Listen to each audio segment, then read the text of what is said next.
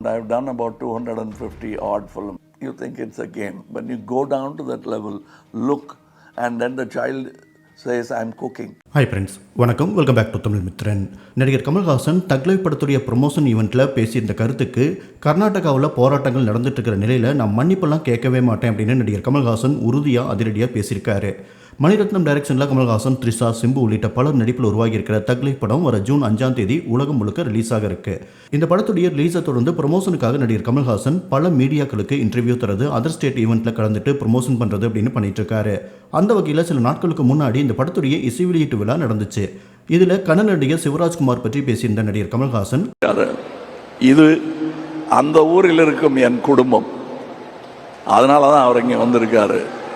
அதனால தான் நான் பேச்சை ஆரம்பிக்கும் பொழுது நான் உயிரே உறவே தமிழே என்று ஆரம்பித்தேன்.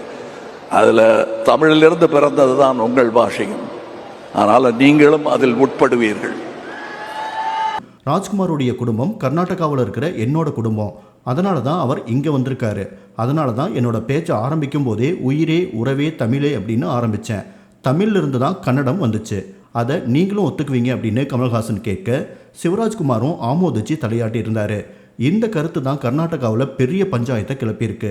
இந்த நிலையில் இன்னைக்கு தக்லை படத்துடைய ப்ரொமோஷனில் பேசியிருக்கிற கமல்ஹாசன், கர்நாடகாவிலேருந்து விமர்சனம் பண்ணுறவங்கள என்னுடைய குடும்பத்தினராகவே நான் பார்க்குறேன்.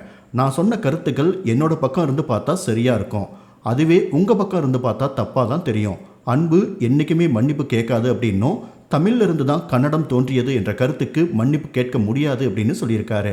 இதனிடையே ஆங்கில ஊடகம் ஒன்றுக்கு பேட்டி கொடுத்திருக்க கமல்ஹாசன், நான் பேசினது தவறாக புரிஞ்சிக்கப்பட்டிருக்கு, நான் அன்பால் தான் அப்படி சொன்னேன். நிறைய வரலாற்று ஆசிரியர்கள் எனக்கு மொழி பற்றிய வரலாற்றை கற்றுக் கொடுத்துருக்காங்க. அரசியல்வாதிகள் மொழி பிரச்சனை பற்றி பேச தகுதி இல்லாதவர்கள், நான் உட்பட. அதனால அன்பால் பேசின வார்த்தைகளுக்கு நான் மன்னிப்பு கேட்க மாட்டேன்.